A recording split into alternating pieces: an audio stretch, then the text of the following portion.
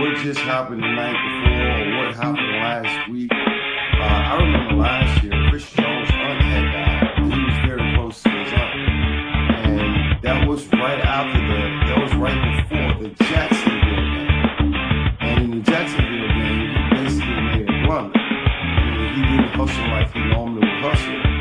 And everybody just dived in. I mean, like, he's done, he's this, he's that. Not taking into consideration that he was really just trying to be there for the team. And anybody who ever experienced losing any loved one, you know that there's a grieving process. Now, for men, it's a little different. Men sometimes they grieve differently, and men are more into keeping their life going. Women that just stop, grieve, and just let life go by. And I'm thinking about all that. I mean, but we just kind of push through it. And sometimes I'll give y'all an example of what I'm talking about. When I was 17, and as a young man, I lost my mom. And when I lost my mom, I didn't even realize I had changed. But one thing that I didn't do is I didn't grieve properly when that first happened. So what happened is that lasted for 8 years because I honestly didn't grieve my mom until I was about 25 years old. I mean, and that's what I'm saying, how men do stuff like that. And it affects their life, and they don't even realize it's affecting their life because they're just trying to push through it. Women are just stop and grieve. I mean, get through it, and then they'll start their life over again. We don't do that as men. And football players are no exception. When they have death in their families, when they found out their girlfriend was cheating on them with one of their best friends from years ago, and this, and that, and you don't realize that this affects them. You don't realize that that affects them the way they play. And we jump on them. What the hell is wrong with you? You see receivers. I remember last year, Kansas City had many opportunities to beat teams, and Rasheed Rice would miss the ball. I mean, he would drop it. And everybody was like, what the hell is your problem with that? We've never seen Rasheed Rice drop balls before. I mean, like, this is what a common thing for him. This was an anomaly. And I was saying to myself, it's not your football. I know you can play football. I know you can catch. What the hell is going on? Now we found out later on he was feeling pressure by what he's going through right now. If somebody's going to sue him for, I guess you could say, domestic abuse and this, that, all that was going on in his head, and he's still trying to play football, and he's not performing like he normally performs off the field. Football or any sport matters. I don't understand how we can sit there and judge football players by their play. We judge them by their play, and we act like that they're not freaking human beings. Like it's like, and guys, let's get the likes up, get the likes up, get the likes up, get the likes up. I want people to hear what these women have to say, but I'm just being totally honest with y'all. How many people really take into consideration when you're looking at an athlete, what's going on in their personal life? You don't look at that. DK Metcalf last year basically punched the fan. Yeah. He punched the fan in the face. And me, I came down on DK Metcalf hard. I was like, you got to control yourself better than that. You can't let people rage bait you to the point of punching them in the face. But guess what? That guy had been rage baiting and taunting and trolling this dude for a while. I mean, like, it just got to a point, and now you're in an intense game, and the game is already emotional. You're in an intense game, and you're like, damn, like, why did you do that? Why did you do that? But we're not taking in consideration the human being part of that. We said you should be a professional and you should be able to control yourself. Well, let me ask all you guys a question. If you take it into context, you in my face all the time trolling me. I'm trying to keep my cool and tell you, leave me alone, go on about your business. Hey, man, just let me play football. And you constantly in my face all the time. I'm going to punch the shit at you. It's going to get to that point, even though I'm a professional. Because let me help you out. Professionals lose it too. And we got to take the high road every single time. As a professional, you got to take the high road every single time. And you know that's not making you feel good inside. And you're going to help to the NFL. You're going to help to the team. Say, hey man, get this fan off me, because I'm going to punch the shit out of him. And then he punches him, and we all dive in on him. And then, damn it, DK, you know better than that. You got to think about the team. You got to think about this. But he was begging for help the whole time. And the NFL, another fan or another team was helping him. The fans still trolling him. Y'all think that doesn't matter? It does matter. And it affects your play. So these women are going to come on here today, and they're going to talk about off the field, what happens off the field and how it affects their play. Because it does affect their play. If you think it doesn't, you're insane. I mean, I don't understand how you don't see that the human factor of football matters. I mean, so when you see a player, for some strange reason, can't catch the ball, for some strange, I have to disagree on that one. Well, that's cool. That's cool, coach. That's cool. I mean, that's cool. But this is not even what I'm going to talk about. This is what the women are going to talk about, and I want to hear what they have to say. Whether we agree or whether we disagree, we still want to hear it, because, Coach, you may not agree with me on what I said about DK, but you will agree that the human part of football, the human part of players, matters when they're playing football. I don't care what nobody say. Your life can shut you down if you don't watch it. And yes, you're supposed to be bigger than that. Sometimes you lose it. So look, without further ado, man, I'm gonna bring these ladies up here. For all you guys that's putting yourself in the queue, the women are gonna be in control of this show for the first 40 minutes. So I'm asking you guys to be important. Joes, get your ass in the queue. Oh, I'm up here. Why he yell at you and you was the first one up here?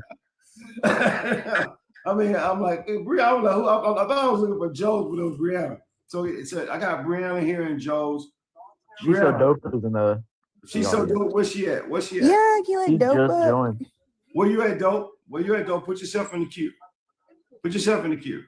Yeah, come up, dope. Come up. Good morning to y'all too, by the way, Joes and Brianna. Good morning. Good morning, Swag. Good morning. I want you guys to do it. I want you, before we give y'all keep your conversation going. I know you guys have some things that you want to say about what I'm talking about. It was your show. I mean, so, but I want everybody to hear what y'all have to say, because I think it's important. I think it's very important. I think that we really, as fans, we really overlook that sometimes. I mean, so she's so dope, hadn't put herself in the queue yet. So Brianna, you first.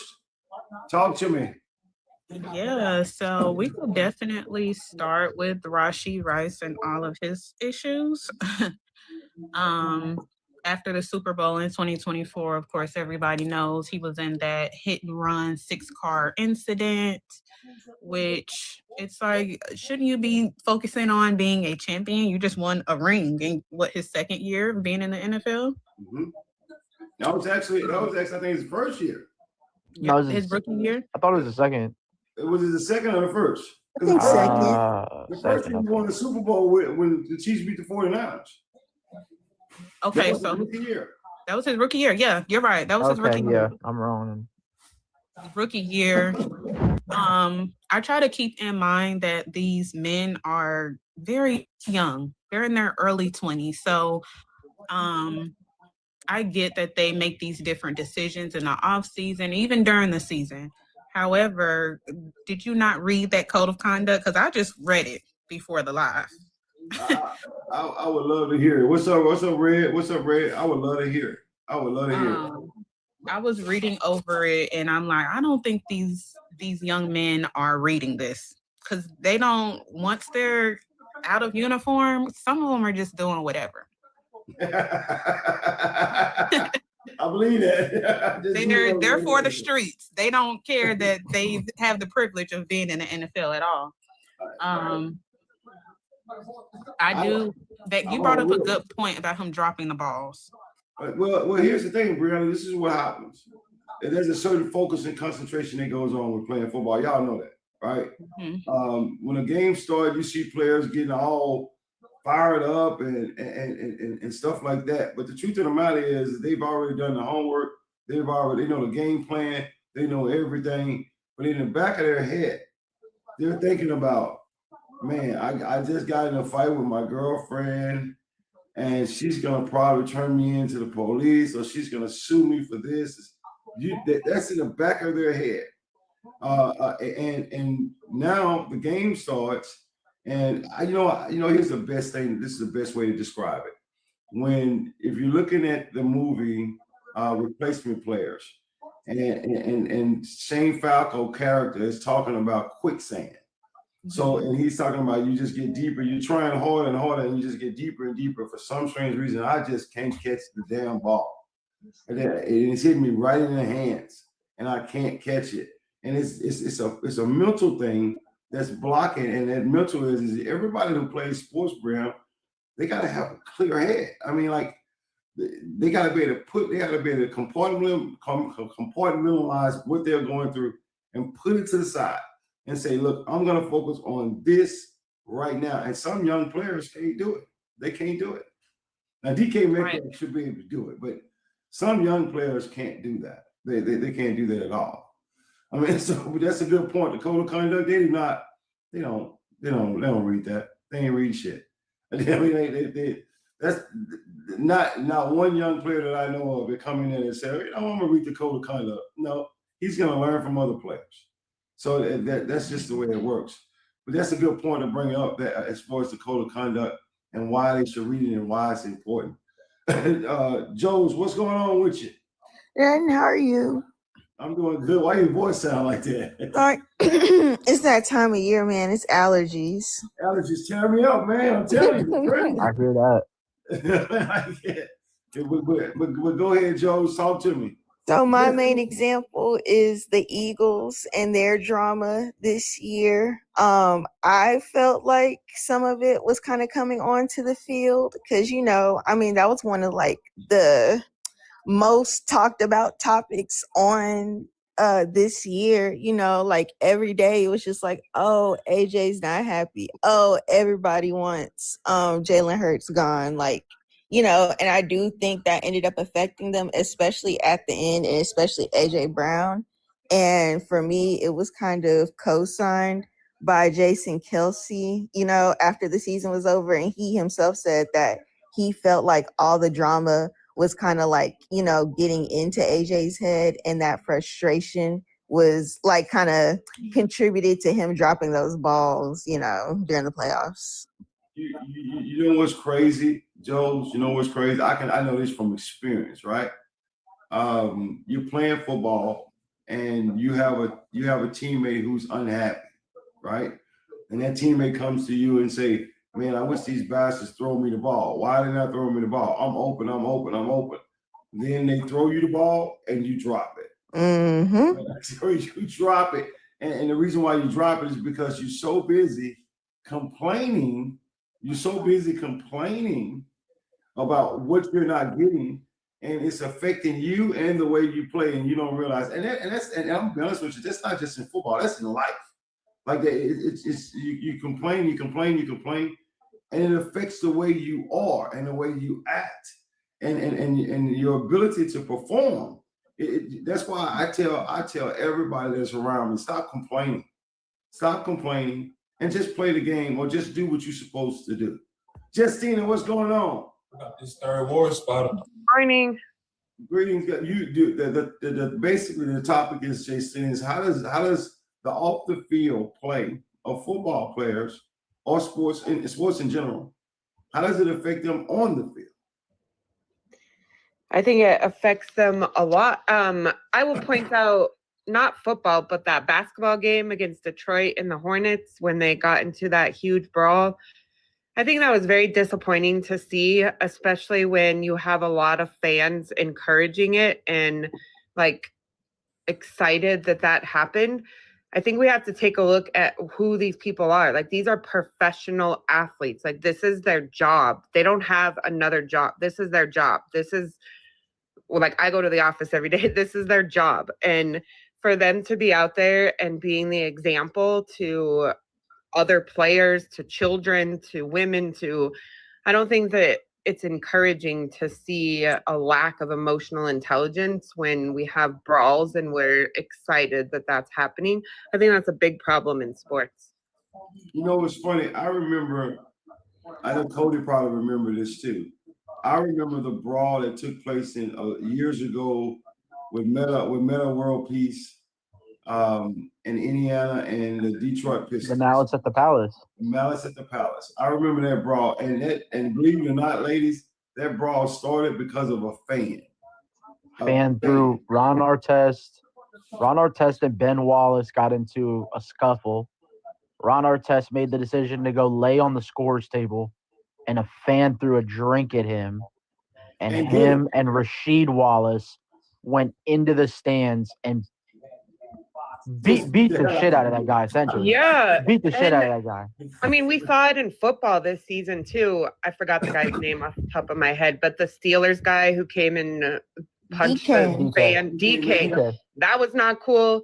Diggs, the announcer in the Super Bowl, is like, if you want drama, just wait till Diggs shows up. Like, I think that there's a commitment that we should have of having some emotional, like, responsibility. I don't think that's cool or something that should be celebrated when men are out there doing that.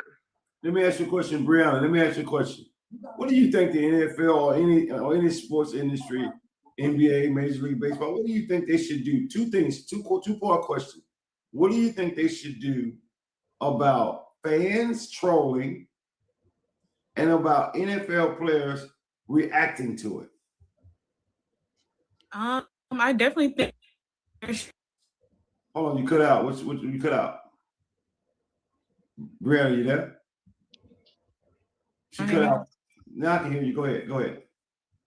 I definitely feel like there should be guidelines for the fans, especially the ones that are a little bit closer to the field where the players can actually hear them, and all the heckling and disrespect. I feel like they should, maybe you get a warning for the first time, and the second time you just can't come back because you're affecting the players.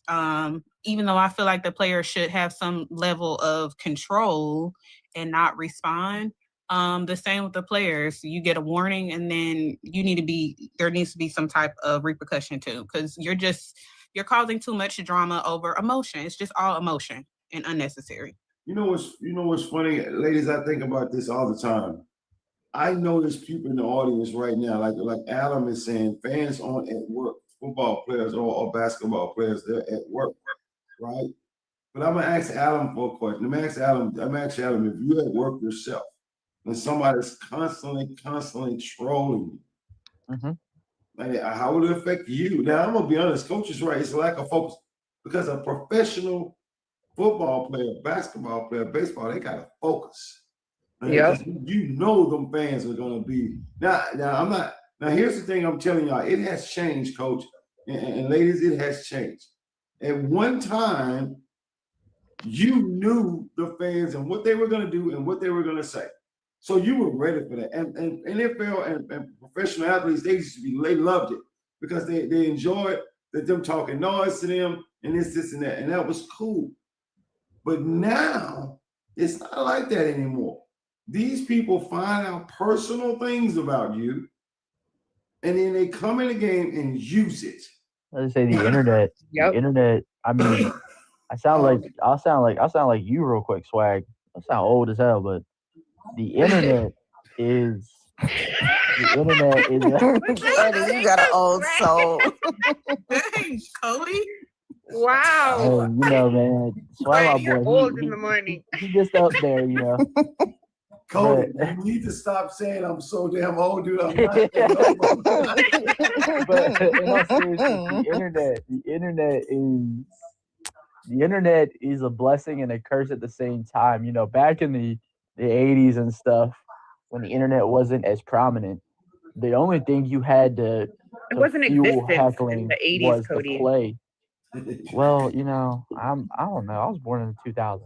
Carolina. Born in 81. But- We had no internet. We had to go to the Yeah, library. so back when and the get a internet book. wasn't a thing and it wasn't provident, you know, what you had to go off of was what you heard, what you saw on the field, and what you might have heard, you know, through a paper, through a radio.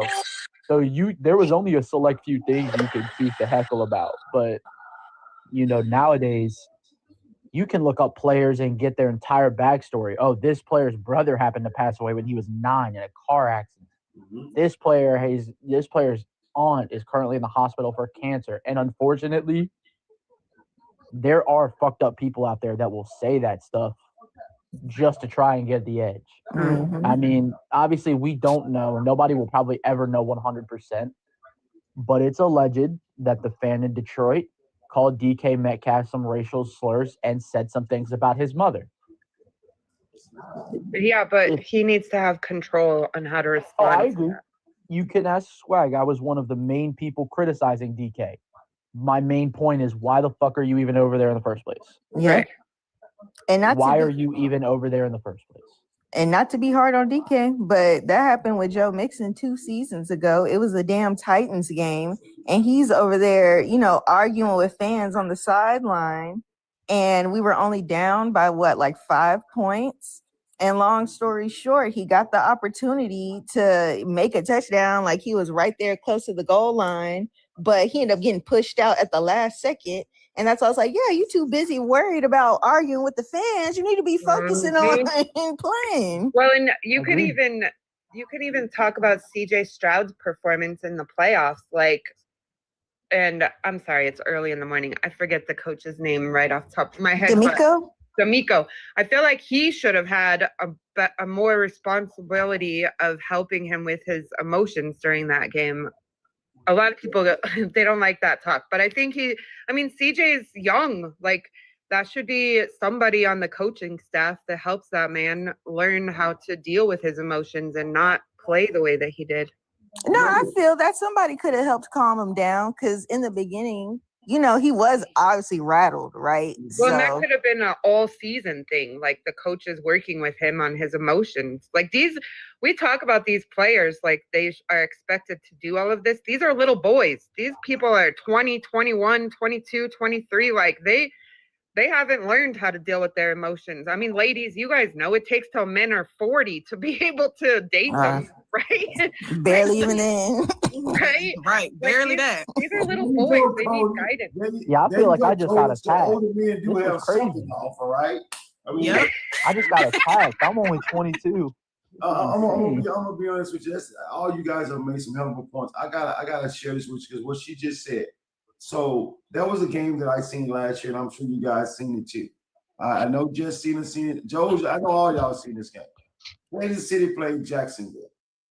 It was a Monday night game, and Trevor, the Chiefs went up 14-0. Trevor Lawrence was freaking out on the sideline. He was freaking out. Liam Cohen had to grab him by his chest and tell him to calm down. And the whole point about that is when you said D'Amico Ryan, D'Amico is young himself. I mean, and you're right. Somebody should have been, as soon as he made his first mistake, somebody should have been right there to tell him, calm down. Like that, because when you're dealing with emotions in a sporting event, and these guys are all young, like Brianna said and Jessina said, these guys are young. Like they are very. I try to tell people all the time, and when people are looking at them and saying, "Well, he's this and he's this, he choked, he this, he that, he this," Sam Darnold was a perfect example. I see ghosts. I'm seeing ghosts out there.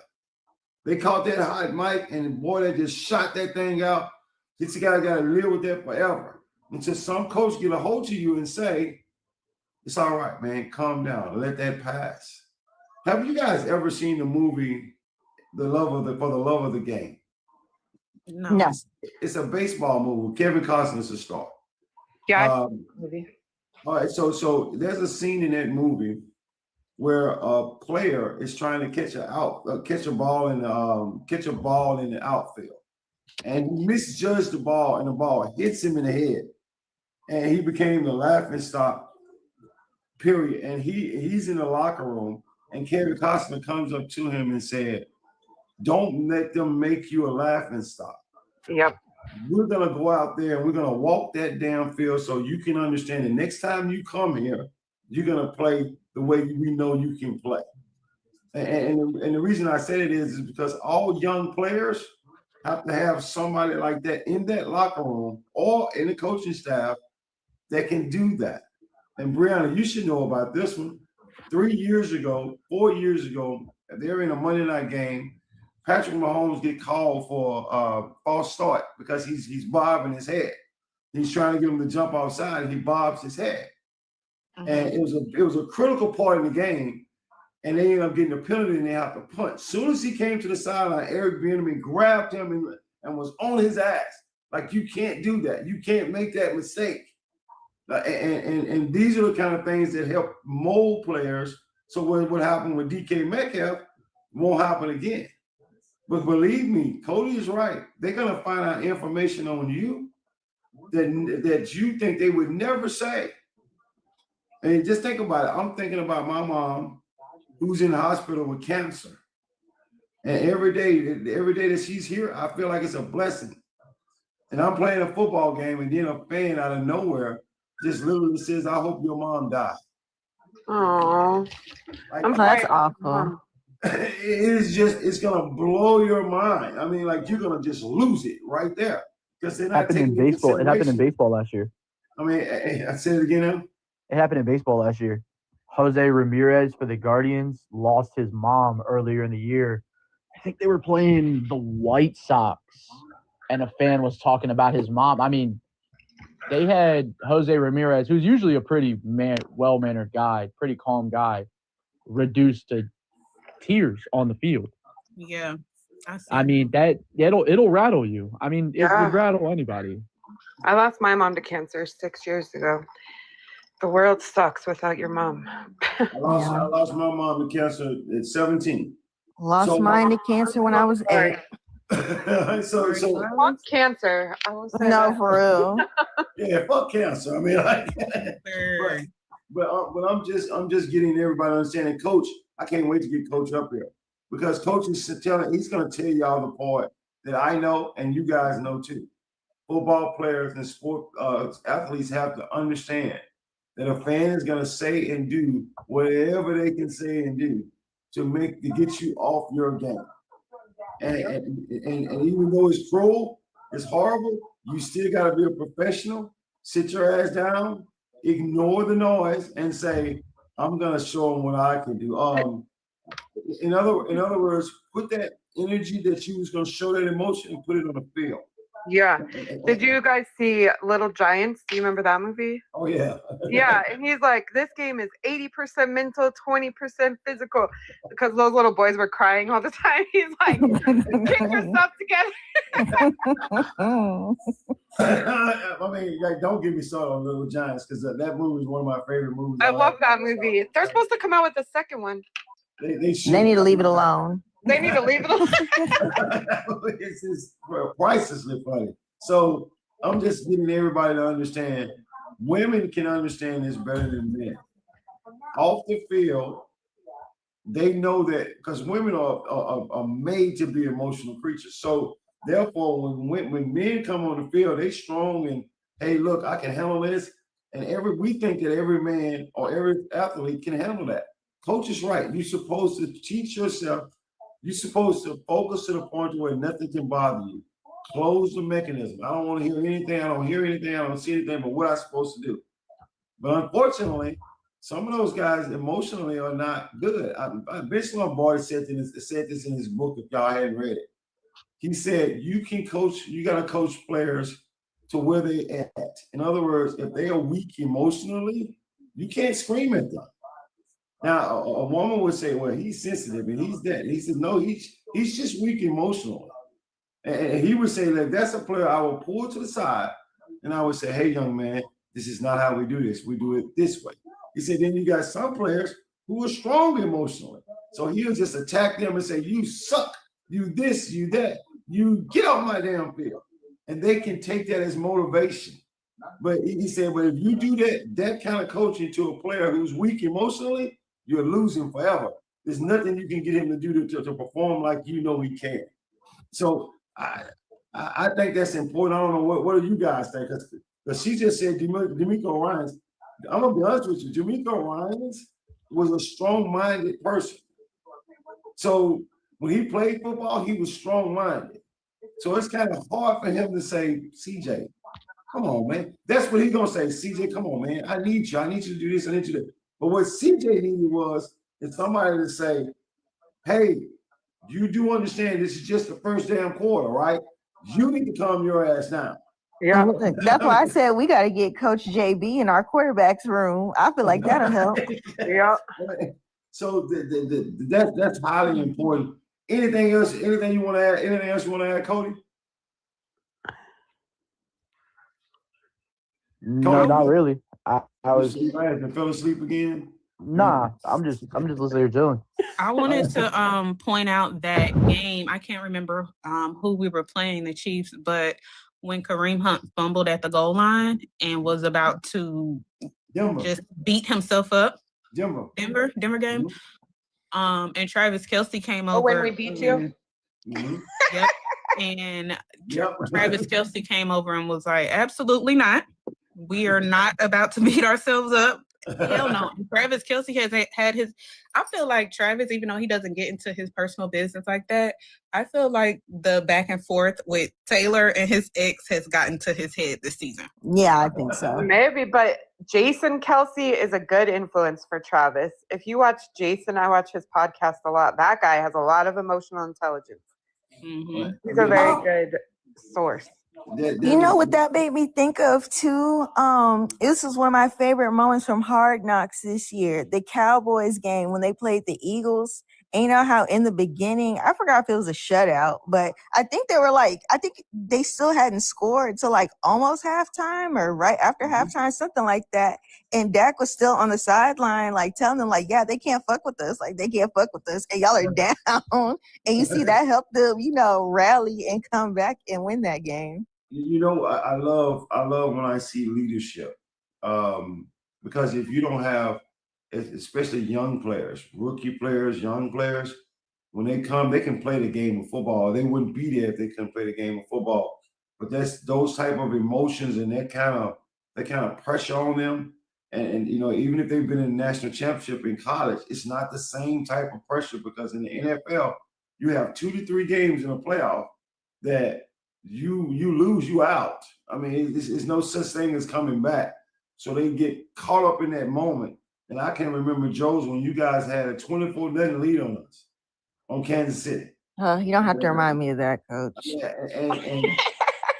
and Mahomes come over to the sideline and he starts screaming at the sideline saying, it's us. We're beating ourselves. We're going to go out there and we're going to win this damn game and this, and that. And I'm just saying to myself, even when he was saying it and I saw the film on it, I was like, shit, I would have been like, no, we ain't. We get our ass whooped. I mean, I don't know how you can focus in that point, but it only takes one person to get a young person to understand, hey, it ain't over until it's over. Yeah. And when those young guys understand it and they get their emotions in check, everything changes. I mean, everything changes for them. And then when they get in that situation again, later on down the road, they good. I mean, they good. I mean, like, we've been here before. It's no big deal.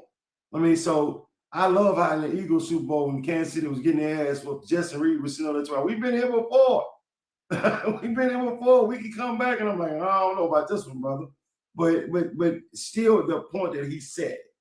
I mean, it's the point that he said it. So I think you guys, I just want to tell y'all all you ladies that are on the show today, I'm just going to tell y'all this now. Thank y'all so much for this because it means a lot to me that women actually come on the show and contribute to the show.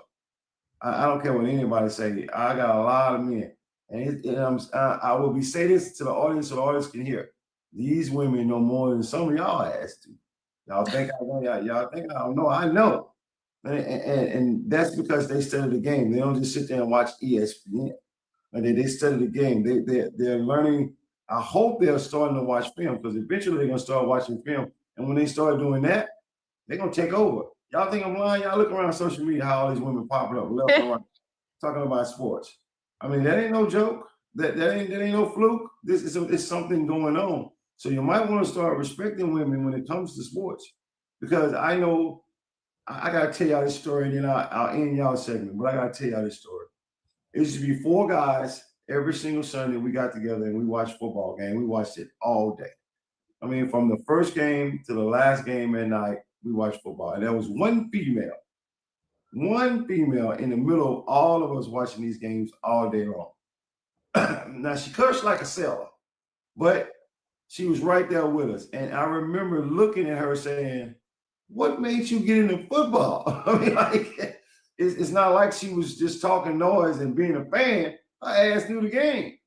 And I was like, "What made you get into football?" And it started out with her. She said, I was the only girl, and I had my dad and I had my brothers. She said, all of us watched football. She said, I had no choice. She said, while some little girls were playing with dolls, I was watching football. I mean, like, so, and she said, it's the only way I can be with my brothers because they weren't going to play with dolls with me. They wanted to watch football. She said, then all of a sudden, she just started liking the game. So I just got to ask everybody before we end this segment, Joes, what got you into football?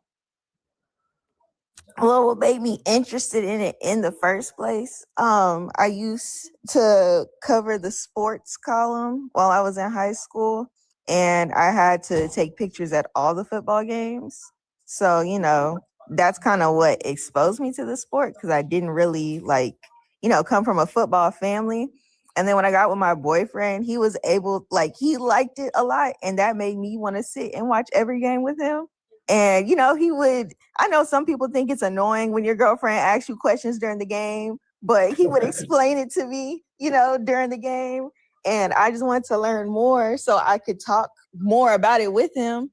And yeah, that's what made me comfortable speaking about it more. I love it. Brianna, what got you in the game? Growing up in Kansas City, my entire family was all Chiefs fans. So all I remember is just having the game on and them screaming at the TV. Even the church, we would watch games at the church. So all I knew was Chiefs. But to get me really deeper into it was my ex was into football a lot. So I'm like, I've always been around Chiefs and football, but I really want to learn about the whole league. I need to know more than just Chiefs stuff. So I got a lot deeper into it. Start asking a whole bunch of questions until I just veered off and just start doing my own research. Justina, what got you into football? Football. So I live in Wyoming, and the Denver Broncos came up and played basketball against our community college. And it was when Elway was still playing, and I got to meet all the team. And then I became a Broncos fan ever since. Yeah, y'all noticed you said Elway. That means she back in my time. So yeah, I watched Elway. I watched him win the 97 and 98 Super Bowls. Yeah. I didn't like that. I was a Chiefs fan, so I didn't like that. But the first Super Bowl I remember though was the Niners and the Broncos in 6th grade in 1990 when the Niners beat us 55-10. Because I dressed up like the Broncos going to school. Yeah, I hated that Super Bowl, but yeah. You know what? One thing, people are gonna think I'm crazy when I say this. I would rather for my team to lose a Super Bowl in a blowout than a close game. Right? Yeah. I mean, I guess if it's a blowout, somewhere along the table, that's your little boy. Somewhere along the lines, I'm gonna say right around the first, second, maybe third quarter, I'm gonna be like, well, this one's over. So let's just watch to see what happens. So I mean, I just get to that point, but I don't lose the close game because that'll hurt me, and I don't like that at all. But I just wanted you guys to know now, Coach. All you guys are listening. Not move. What's up, Zach? What's going on, man? How you doing? Zach, you ever been on the show? Yeah, I've been on here before. Most of the time, I'm just in the comments. I got you. So I don't use the N-word or anything like that, but other than that, we good. Yeah, I got you. All right, Coach, where you at? Coach, where you at? Coach, where you at? Is he has his ass on the phone again? No, I'm right here. So, Coach, you was disagreeing with a lot of stuff, and I already know why you was disagreeing. But I still want you to tell them why you were disagreeing. All right, the DK. The reason I was disagreeing on the DK thing is because I understand when you're not at a game. If he's out somewhere and a fan or somebody is heckling him and talking trash to him or whatever, I can understand, him feeding into it. During a game, it is unheard. During a game, there is no excuse, right? No excuse whatsoever, because you should be focused on the game. You shouldn't even be over there. They're not. Listen, I'm gonna be honest with you. The only person when I played that I could hear honestly in a crowd, the only person I could honestly hear was my mother. That was the only voice I could honestly hear was my mother's. And I'm being 100% honest. Because no matter what, you always want to hear your mother's voice. Like, that just goes without saying. You always want to hear Mom Duke's voice. But as far as anybody else, nothing nobody else said, I didn't pay you one bit of attention because I ain't got time for you. I got focused on this game. During the game, I just feel as though during the game, see, here's the thing. In life, if I can outthink you, I'll beat you, right? Mm-hmm. I always break it down to life is 10% of what happens to you is 90% of how you react to it, right? It's 90% of how you react to it. Same thing I tell my players. This game is 10% physical, it's 90% mental. If I can outthink you, I will beat you. That's not just in football, that's in life, period, right? So if you're not mentally focused on what you're supposed to be focused on, and you're worrying about outside noise that has nothing to do with the task at hand, then that's a lack of focus. That's a lack of focus on your part. And to be honest, I put a lot of that on the coaches, because a lot of that is coaching. Now, a lot of that is coaches prioritizing on being mentally focused. You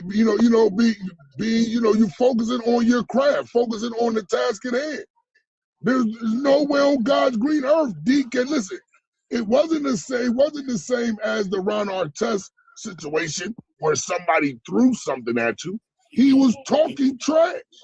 He was just talking. And as far as I'm concerned, you should have been so locked in, and you should have been so locked in on the game that you shouldn't have heard what he said. You shouldn't have heard it. Well, I don't care what he called you. I don't care what he called you on the sideline. You should be so locked into this game that you're not paying attention to those stupid blue-haired wig-wearing fans. Like honestly, you should not be paying attention to him. I don't care what he says to you. You should not hear it. Coach, I have a question. You should not hear it while you're on that field. Now, like I said, if you're out at dinner and somebody's, want to say some craziness and do some foolishness, I understand. You're still a human. Like, whether I'm a professional or not, I'm still a human. I'm here trying to eat dinner. This guy's over here talking this crap. I understand. That I completely understand, right?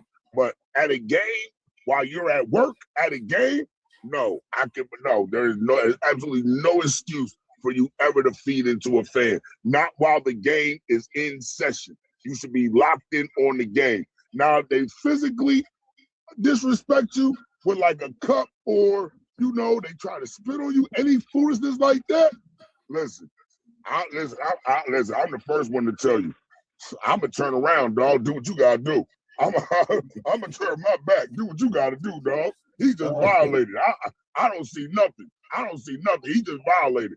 But like I said, at a game, no.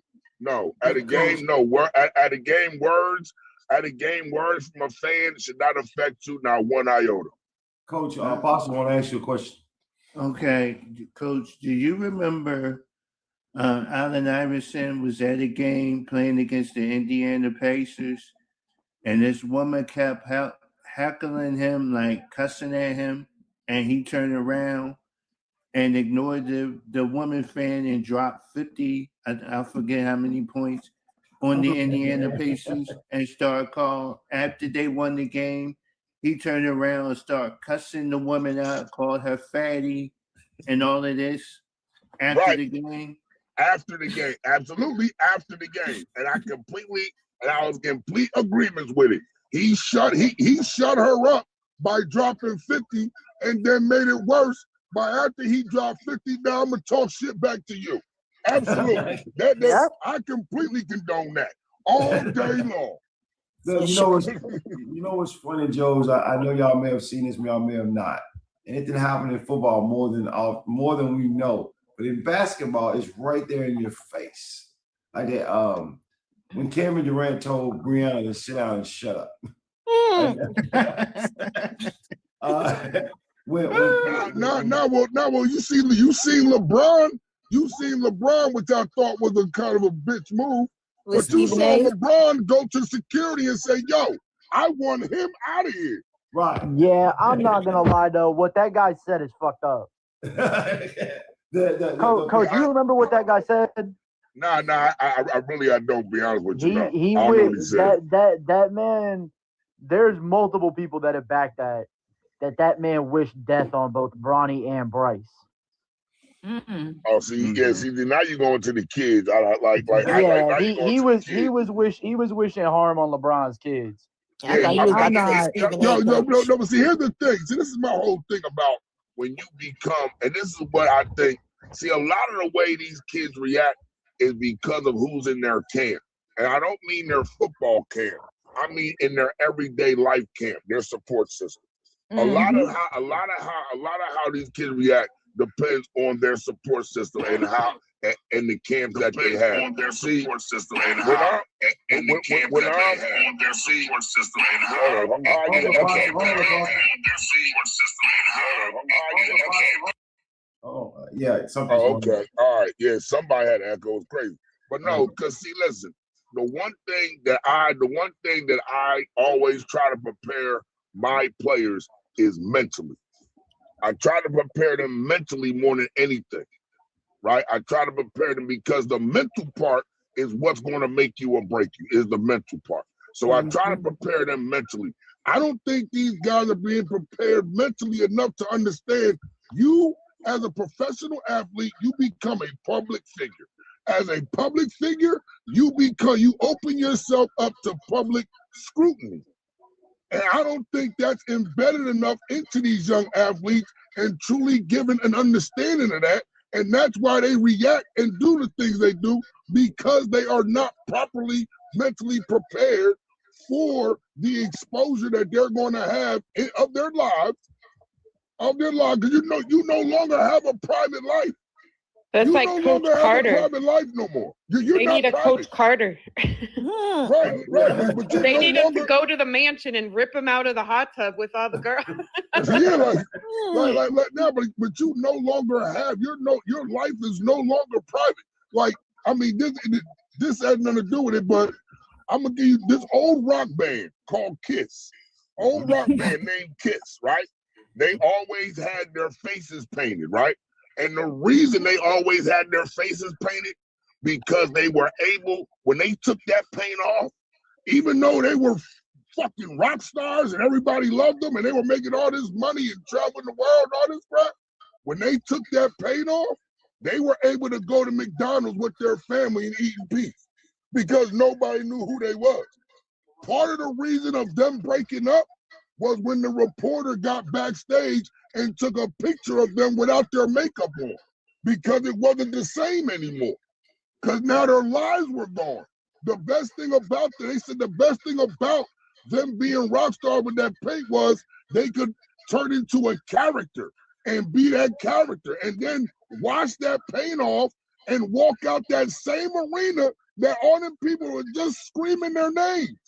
Walk out that same arena, go in the bathroom, and go use the bathroom, and nobody would even bat an eye because they had no clue who they was, right? Because their lives were still private because they had the paint on.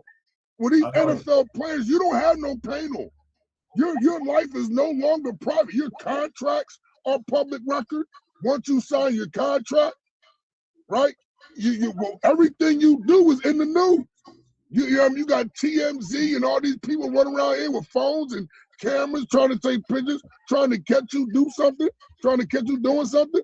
That's why I said I blame more on the camps meaning their support system that they have around them and the people they choose to have around them than anything. Because I don't think these people are mentally preparing them for they're not mentally preparing them for fame. Yeah, you have to be mentally prepared for that. I think that.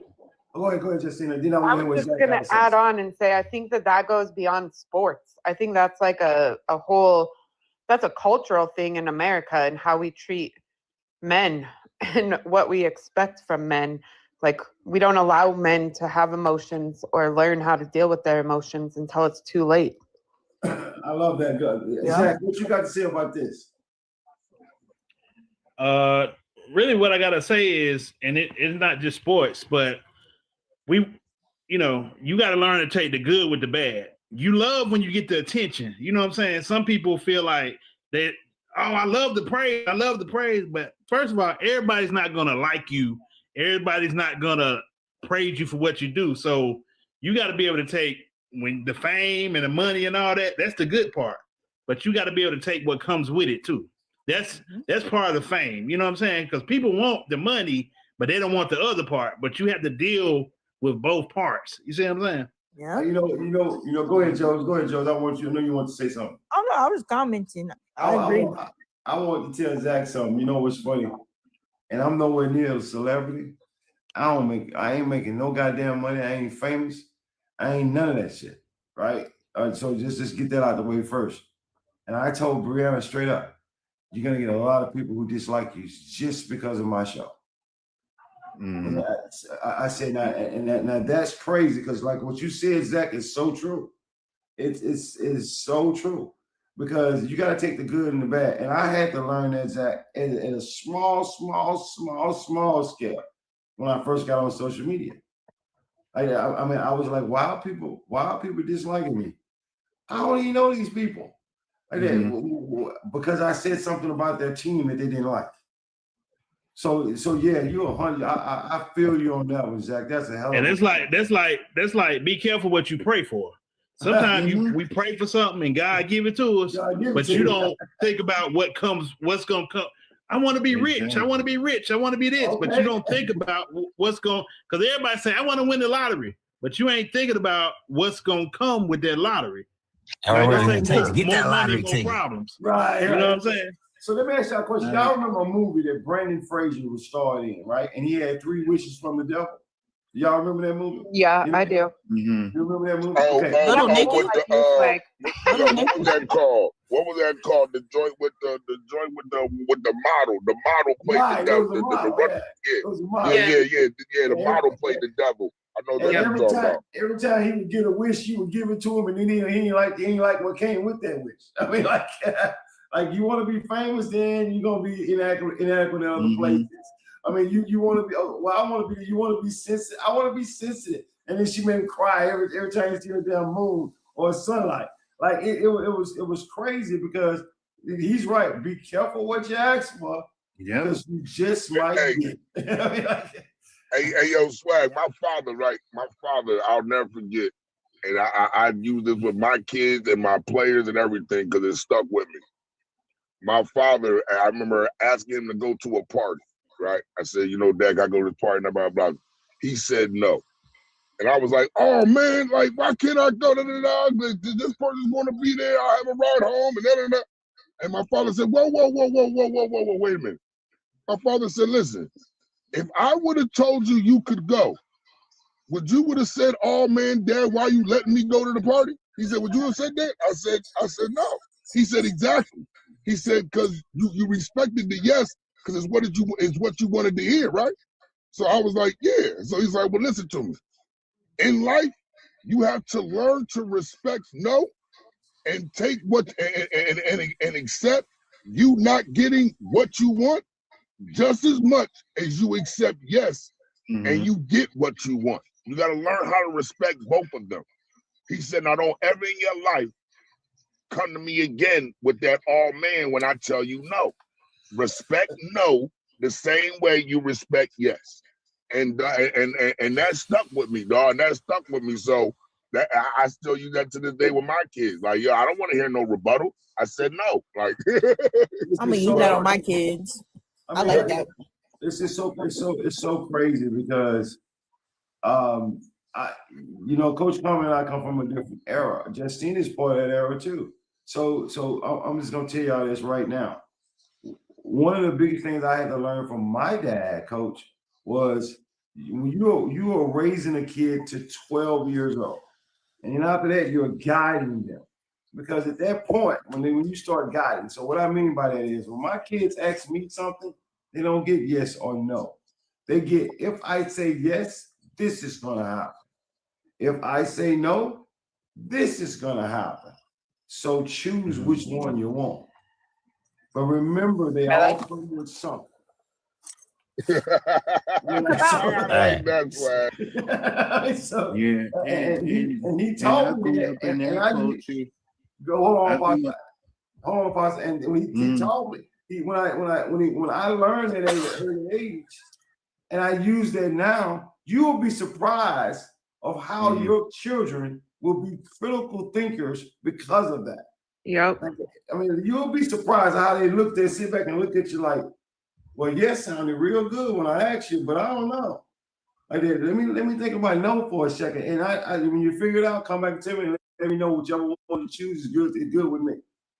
I mean, it's crazy how they just sit back and all of a sudden it just doesn't sound as good as it used to sound.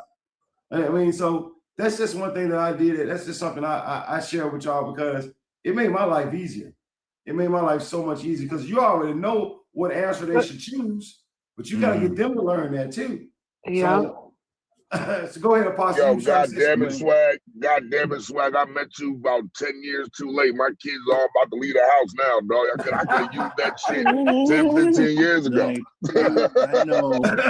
I know when I was growing up, if I asked my dad for something, my dad would say, go ask your mom.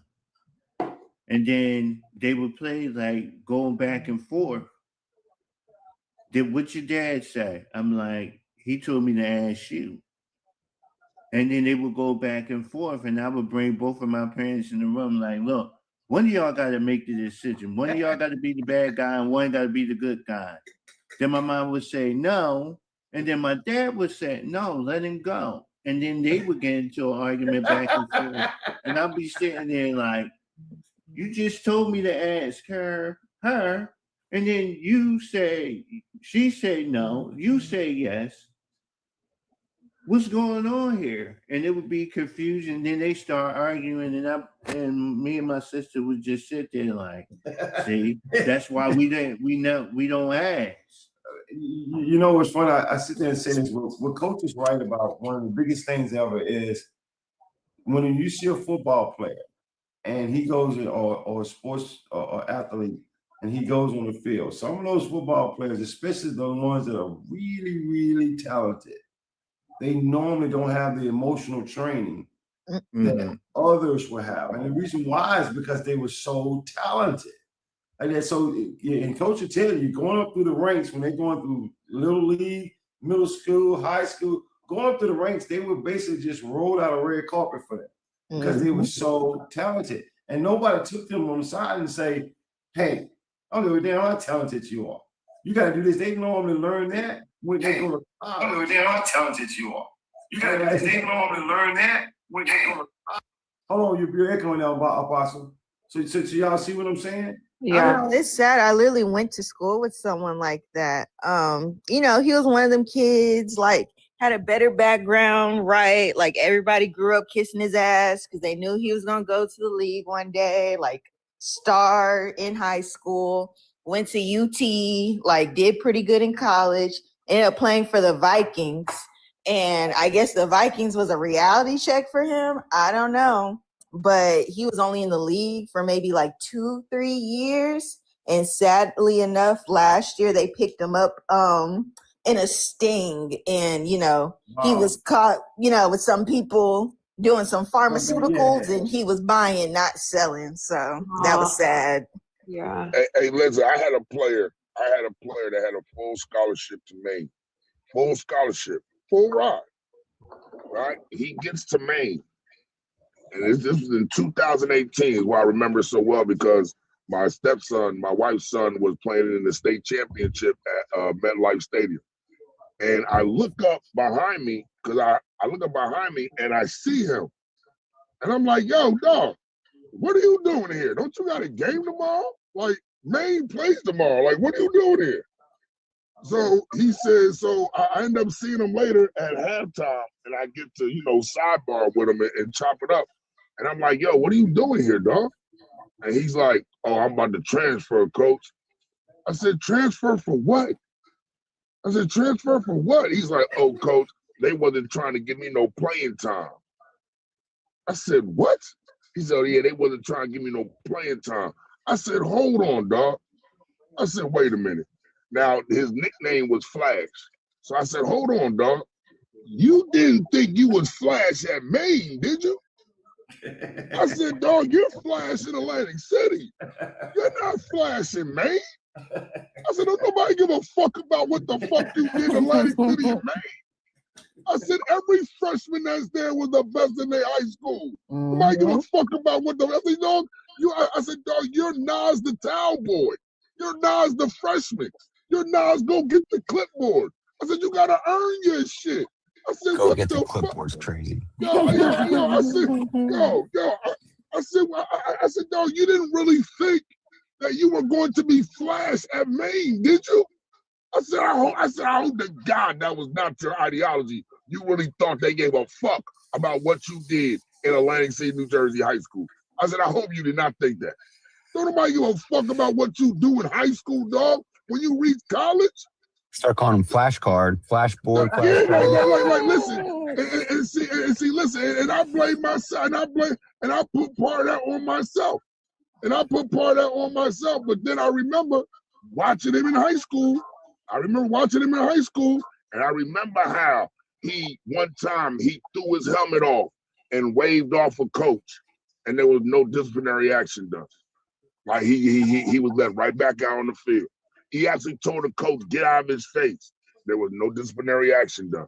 So it go back like Josie said, when these guys like Swag was saying, when you're coming up through the ranks, it's a pro and a con sometimes to be a great player, because you do not learn how to deal with certain adversity when you're a great player coming up through the ranks in your local town.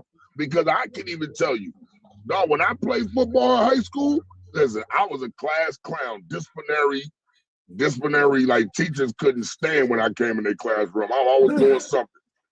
But I would get sent to what was called room 116. I would get sent to room 116, and when I got in there, you know what they would say? How many tackles you had this week? I had such and such. All right, get out of here. Don't let it happen again. So I know for a fact it actually happens. I've gotten,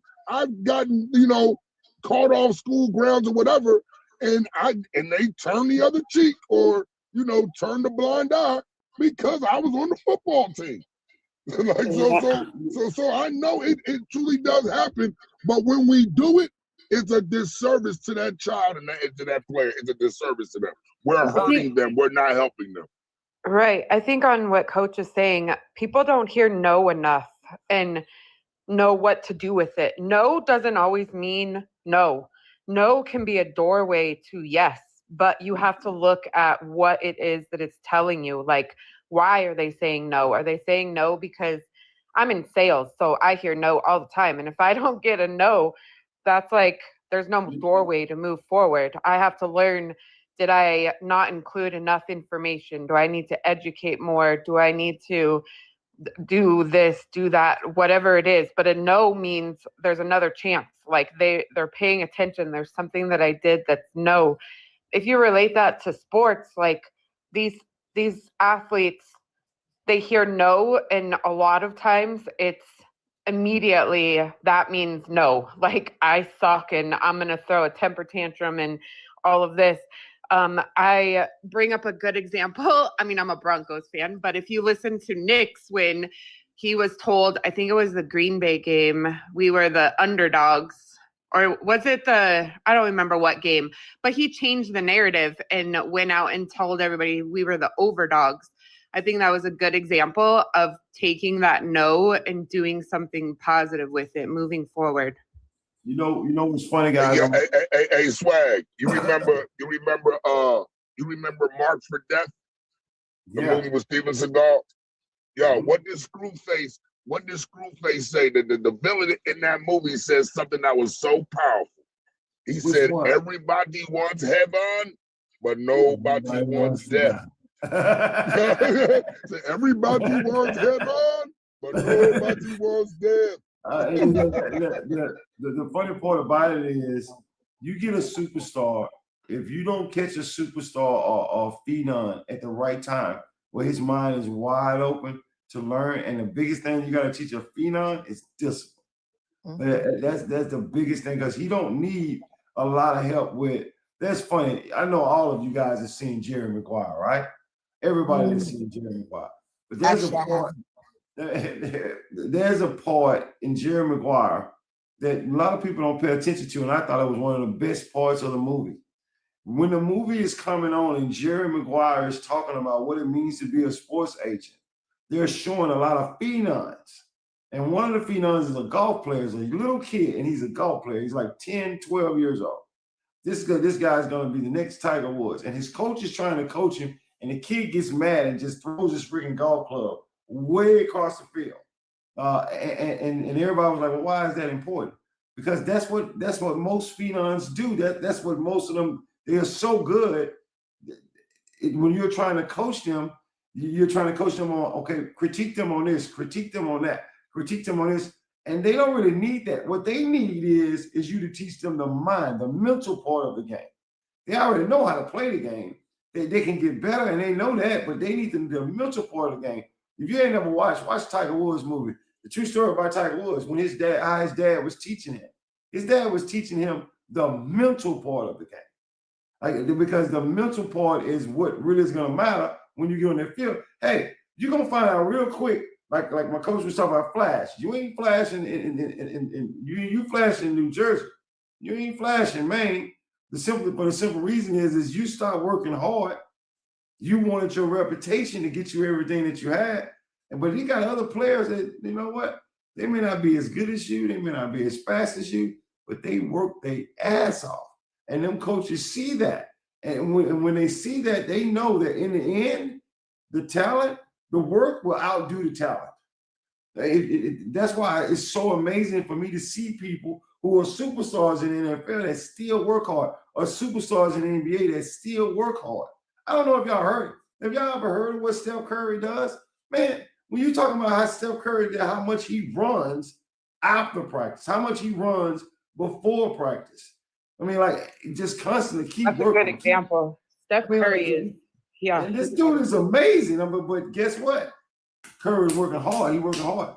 And young players don't seem to understand that. Let me ask you a question. Brian, I'm going to ask you this, because this is the thing that we talked about in the earlier part of the show. Rasheed Rice and JB, you too, you can join on this. Rasheed Rice go out and miss all those balls, right? The first thing I would have did, if I'm starting missing balls, I already know it's focus. But when even when coach will tell you, even when you lose focus, you actually forget. At some point, you forget how to catch too, because your focus is gone. I would have got in front of a freaking machine and 1,000 balls would have hit my hand right after that. And I would start getting my focus back. I mean, because what did they say? This is crazy. This was crazy for me to hear. And it's actually true. I heard Steve Young tell a story about Jerry Rice. He said, we had just won the Super Bowl. We went and we partied. We did all these things. We flew back to San Francisco. He said, when we got back to San Francisco, everybody was getting their clothes, cleaning out their locker to go home for the season. Jerry Rice was on the field catching passes. Young kids don't understand that part of the game. Once you know how to catch, once you know how to run passes, because the thing about it is, Rasheed Rice was missing balls that we've seen him catch, but he was missing balls. And I know it has something to do with the whole field. I know it has something to do with his focus. Coach was 100% right on that. How in the world do you go from catching balls, JB Brown, to missing balls unless something wrong with you? And lo and behold, he had some drama going on behind the scenes. I mean, okay, coach, you're a coach, right? Right? Absolutely. You got a player that you know he's good, and he even showed you that he's good, right? Whatever position he plays doesn't matter. And then all of a sudden he's not good. I pull him to the side because I know something's wrong mentally. Something's wrong with you. So, and JB, when you saw Rasheed Rice missing those balls, what were you thinking? I know I was thinking like, what the hell is going on with you? Man, man. JB had some choice words about him missing ball. You might not be, I don't know, man. If you're missing that type of shit, and you want to get that credit for him, you might not be him, in my opinion. Hey, yo, but here's another might have thing that room to say that you him or to act, like, yeah, I mean, you make some good plays, bro, but hey, man, maybe pipe down a little bit less celebration, worry less about doing them sellies, man, okay? Like, maybe us as fans kind of boosted his head up a little bit, trying to like, oh yeah, Rock coming back, Mr. Yak, that. He feeling himself. Yeah. Being an a-hole behind the scenes, maybe, possibly, allegedly. And no, it wasn't no allegedly. Look. I'm gonna say this. There's a sworn affidavit by her, signed and sworn, and she could also face perjury of her saying that he never did shit that she fucking said. So, I mean, whatever it is, whatever. I mean, it holds. His lawyer has it and posted that shit on Twitter yesterday. That no matter what, it was drama. She can face perjury. Oh yeah, she can face perjury for this shit because she swore that in the entirety of it all that nothing like that she's now claiming ever happened. One of the biggest things that's why I don't take this for granted. When I was a senior in high school, I had a girl, this was like a week before a big game. I had a girl say that she was pregnant for me. Mm-hmm. And I barely knew the damn girl's name. I was like, what? I get pulled into my office. I get coaches coming to me. I got all this stuff going on. And I remember I just freaking exploded. Because I didn't understand why anybody would be starting that kind of rumor, doing all that kind of stuff just to get the attention from me. I couldn't believe that. And I remember my coach telling me, at some point, you got to focus on the game. If it's not true, you got to focus on the game. You got to move on with your life. Richard, if this is not true, eventually the truth will come out.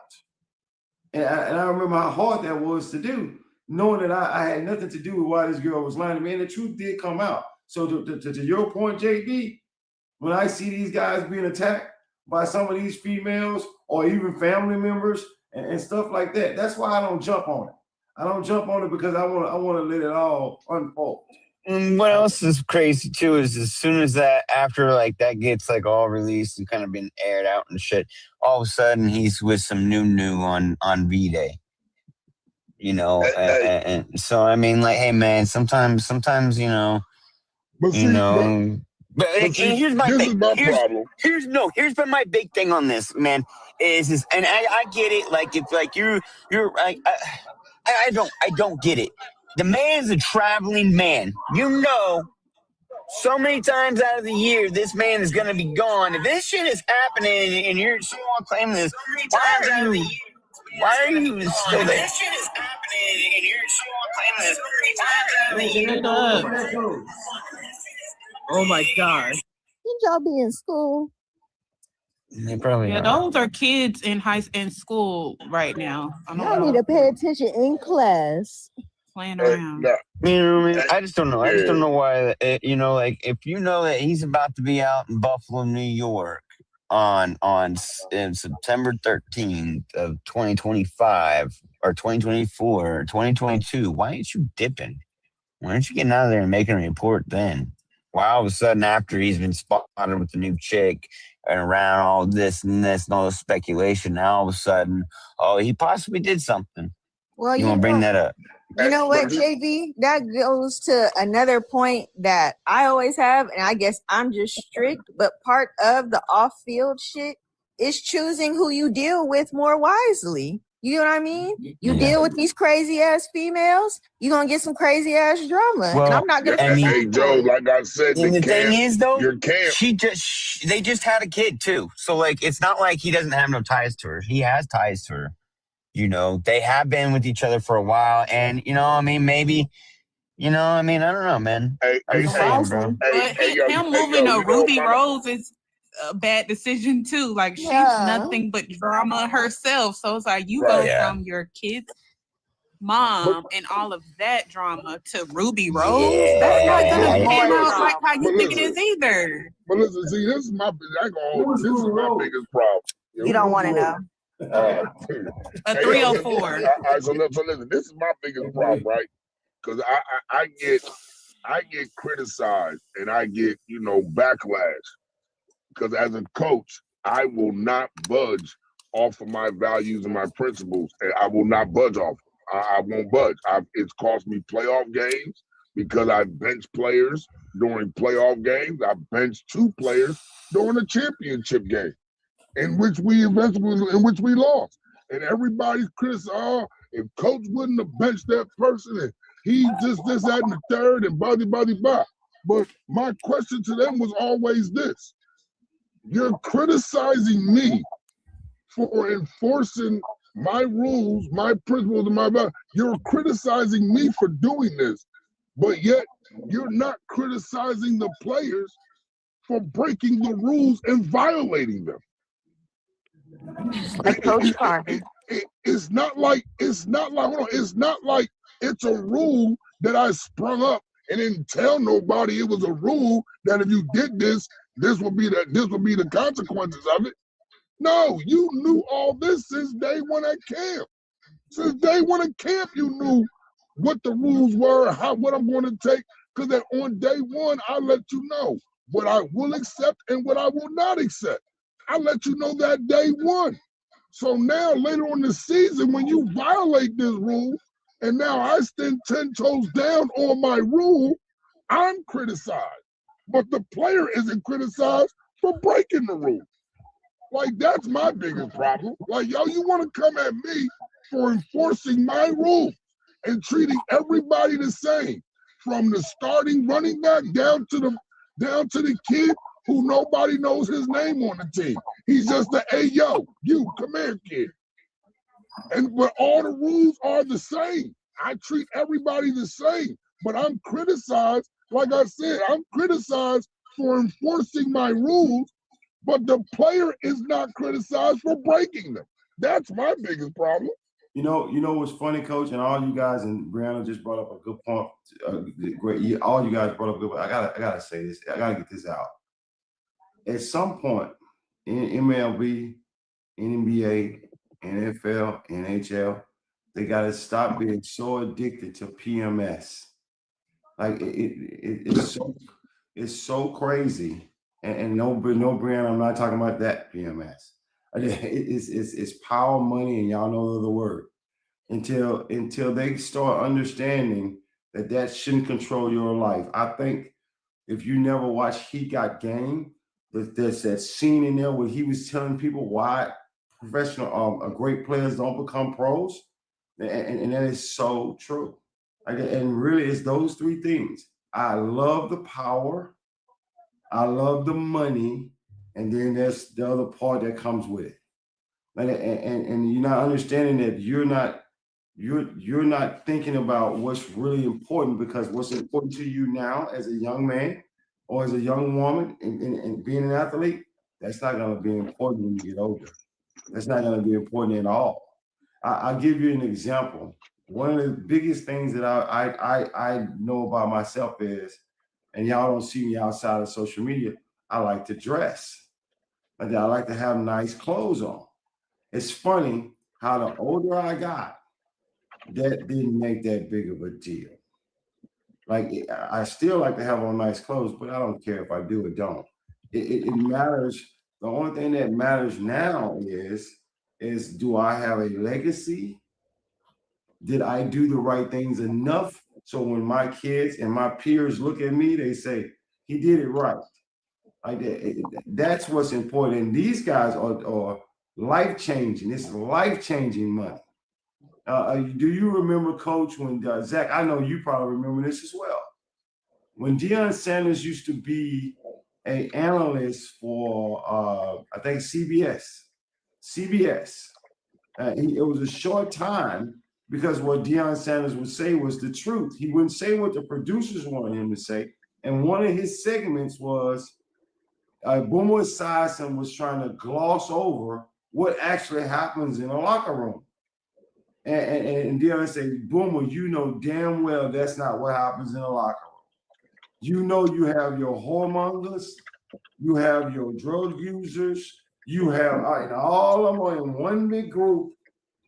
And he said, and we create, and that's created through a team. A team is like that. Matter of fact, he also talked about when he pulled up in a Lamborghini at the Super Bowl. He had a Lamborghini. He ordered a Lamborghini to be pulled up at the Super Bowl when the 49ers played the Chargers in the Super Bowl. And Jerry Rice said, why are you bringing all this attention on yourself? And he said, you know, Jerry, as well as I know, the Chargers have no damn shot of beating us in the Super Bowl. And he said how that lifestyle can just take control of you.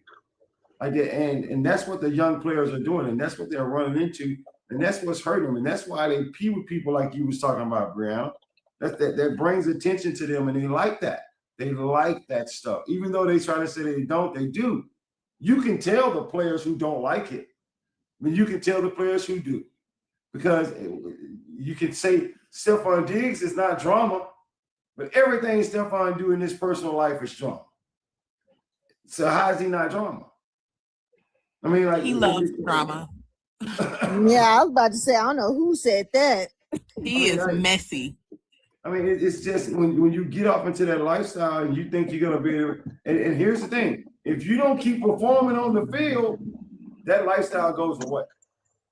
It goes away. So, with all that being said, guys, it's been a fantastic show. I want to thank all these women, and I normally do my station break. I normally do my station break. You gotta. All right, so guys, listen up. I want to share something with y'all. This is not about sports. This is about the show. I hadn't got in touch with JB yet because every time I want to talk to him, something happens. But what I want to do is I want to go to another level. And what I mean by that is I'm getting ready to have panels. And today you just pushed me over the edge, JB. But you bring up I like to bring up new people on panels. And what I'm getting ready to do is get what I call a solid 5 to 6 people that's going to be on this panel no matter what. And then I'm going to have spots for guests. Because I want new people to jump up on, but I also want to make sure that these people can talk about sports like it is. So just know, if you've been a part of this show, I don't have to call your name. If you've been a part of this show, basically for the last 3 months, you're probably somebody that I'm going to want up on my panel. I mean, I'm just going to tell you that now. If you haven't been on the panel and you've just been in the audience and you want to come on the panel, let me know and just send me a message and tell me. But I'm getting ready to do that, and I'm going to reserve the special guests for people like Santana, who don't come on the show all the time, but he is still part of the show. Like that, because I look at you got Almighty is one of them. Almighty chooses. He texts me the night before, calls me and say, I want to be on the show. Some people know where they stand with me as far as the show goes. But I want to get this show under control, and I want to go to another level. And I got some ideas that I'm going to talk to JB about, because here's the deal. I do not give a rat's ass about anything but talking about football and sports. And by the way, while I'm on that subject, let me just get this shit out the way too. If Justina is still listening, Brianna, you already know this. Joes, you should know it. If I'm talking to a female or I contact you, I am not trying to get no ass. I'm just telling you right now. Right. You gotta warn them, Swag. Right. You gotta warn them. Right. Just letting you guys know. I'm not. That's not what my intentions are. My intentions are because your ass can talk about sports and I see talent. I want you to come on the show. Right. I mean, I need to get that out of the way because I'm tired of messaging females saying, hey, I seen you in the audience today. Would you like to be a part of the show? And I get either blocked or something like that. And I'm like, damn. Like, oh no. I mean, so spread the word. I got women on here that'll tell you that's not what I'm about. Not at all.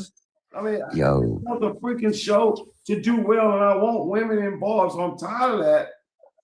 And while I'm on that subject, women, stop fucking putting shit in my message box. I'm telling you, I just showed it to my wife.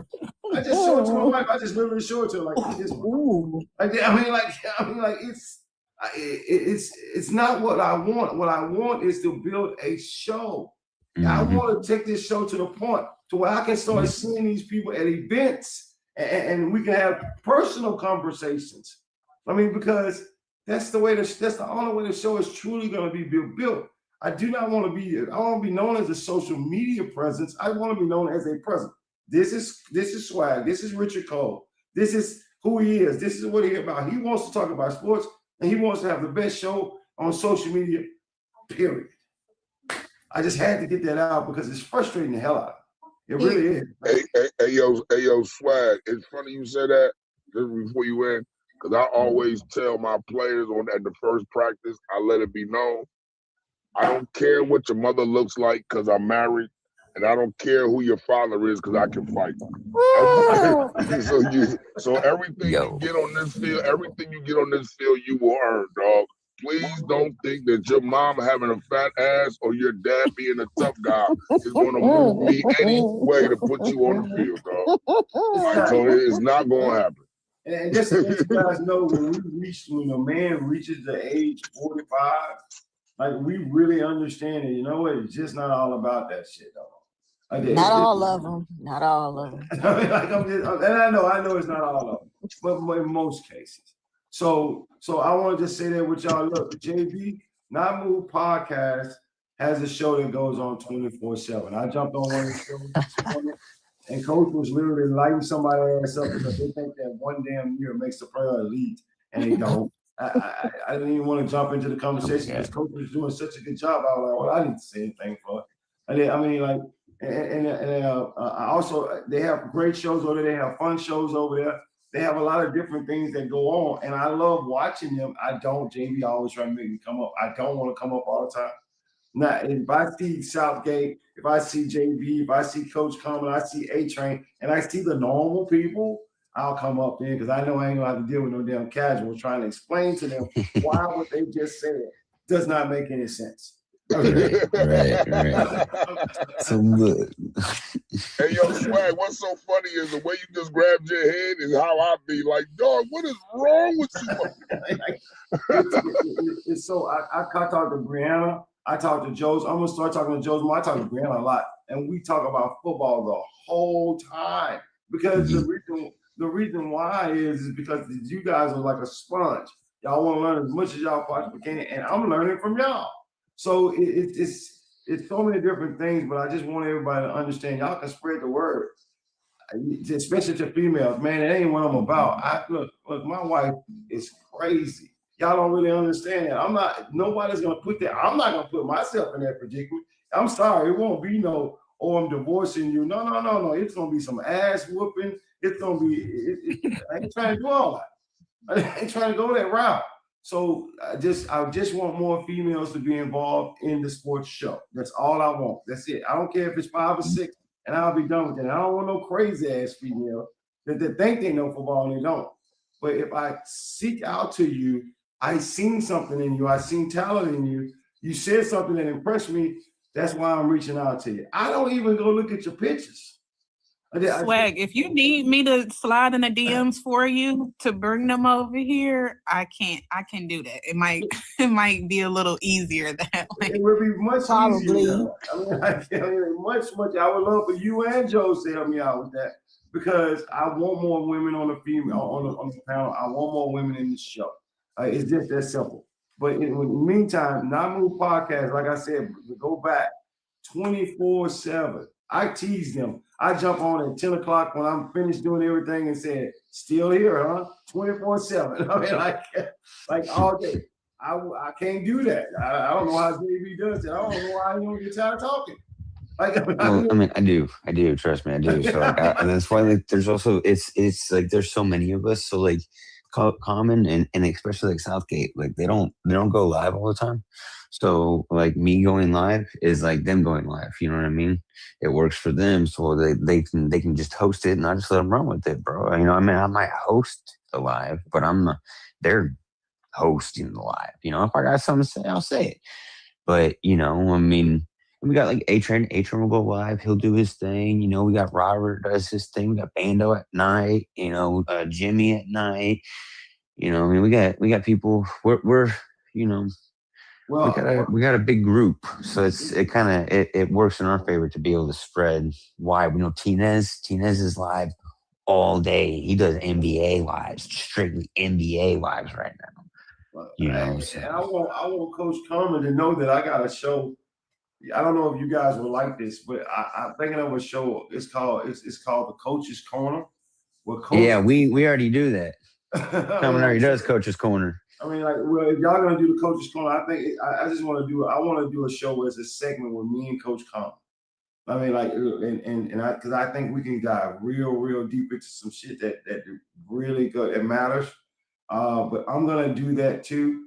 We're gonna talk about all that, JD, and all the different JB, all the different things that come through my head or just been in my head, and I just can't seem to express it.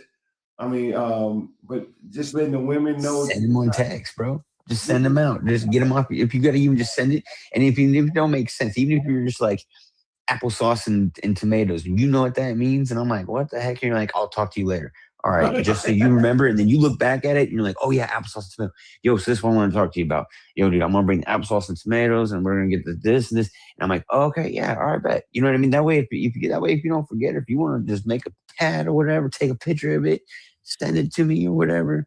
Trust me when I tell you, JB, I don't need a pad or pencil. They just stuck there. They just stuck there. I mean, like, hey, that's why I want to get them out. I mean, like, they just stuck there. But I want Brianna and Joe's to know, and even y'all let Justina know. I'm sorry. I wish I could tell y'all this was a first time thing, but it's not. This is not a one time thing. I mean, I want Cody to know, even though his ass is gone. I know what he's doing. I want Cody to know when Cody did the draft. I'm sorry, he got to do more shows like that because the draft ain't here. I mean, so you got to do all the way to the draft. And we didn't get to half of the teams. So it's just a lot of different things that I have rolling through my head because this is the first year. Because last year, guys, I did basketball. I did basketball and football. But I'm gonna be honest with y'all. I don't think I'm gonna mess with basketball this year to the playoffs. But yeah, it's boring as hell. I mean, it's just not moving my needle right now. Sterling says it's boring as hell. it's not moving my needle. I don't see. All I see is blowouts. I mean, like it's like, can I get a game that two teams play each other hard? I don't know. But other than that, yeah, that's what's going on here at the Swag Show. We will not be on JB, Coach. We will not be on tomorrow, Saturday and Sunday. Saturday and Sundays are probably going to be days that I'm not on. That's why it's very, very important that these 5 days a week get hit hard. And yes, I'll be back on Saturday and Sunday doing football season. But like I said, if I want to stay married, and Coach knows what I'm talking about, if I want to stay married, I'm going to have to give up 2 days. It's just that simple. He ain't never lied about that. That's understandable. And I want to stay married. So I'm just telling y'all right now. So, but that is. I do want to say this. You know, 810 Sports Radio, WHB. You know, they're big in Kansas City metro area. Talk big about sports and stuff. I just want to say they go live on Twitter just like we do every day, and they've only sitting at 3 people that have been watching them. Meanwhile, we've been live the exact amount of time, and we got 26 people that have been here the whole time. So I'm just saying, man, something's going on. I mean, like, and that's what I'm trying to get everybody to know. JB, Coach Common, all these guys, and Brianna and all of them know. Y'all been around social media enough. Y'all seen a lot of different shows.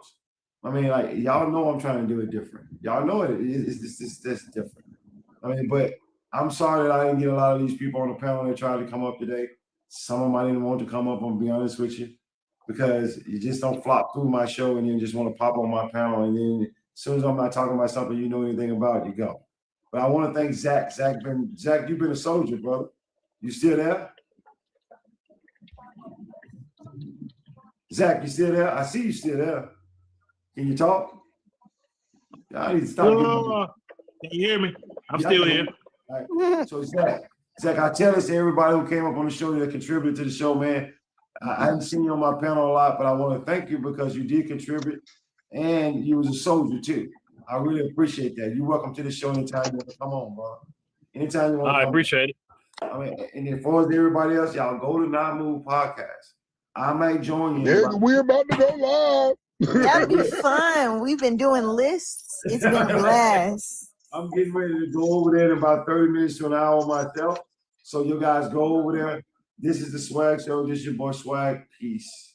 I'm out. Great. This non-casual podcast may not be reproduced, retransmitted, or reused without the authorized written consent of the Not Move Podcast Network. Thank you, and we hope you enjoyed today's broadcast.